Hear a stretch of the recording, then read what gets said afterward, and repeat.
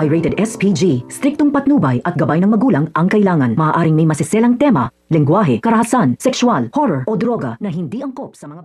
Nagbalik na nga ang mga sangre sa Encantadia at bigo ang mga ito na mahanap sina Danaya.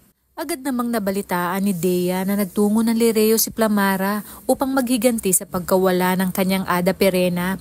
Kaya naman dali-daling nagtungo si Dea sa Lireo para sa kanyang Ada Olgana dahil batid niyang ito ang pakay ni Plamara.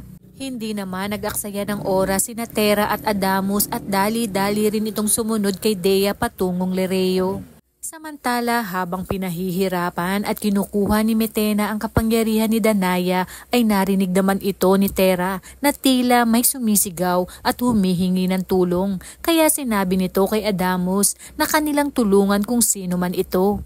Sa kabilang banda, sinabi naman ni Tera kay Plamara na hindi pa sila handang lumaban sapagkat hindi pa sila handa.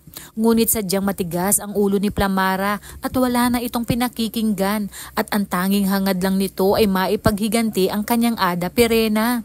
Habang si Olgana naman ay binihag ni Dea upang maiwasan ang pagpaslang dito ni Plamara. Nakikiusap nga itong si Olgana sa kanyang anak na si Dea na siya ay kalagan dahil batid niyang nanganganib si Kera Metena. Nagliliyab naman sa galit si Metena dahil sinabi ni Zaur na nauubos na ang kanilang mga kawal sa ginawang pagsugod ni Plamara. Kaya naman nangangamba na si Metena na baka ito na ang kanyang katapusan. Kaya naman tutok lang dahil marami pa tayong dapat abangan sa Encantadia. At kung bago ka pa lamang sa akin channel ay mag-subscribe ka na at i-click mo na rin ang bell icon para updated ka. Maraming salamat sa inyong panonood. Hanggang sa muli!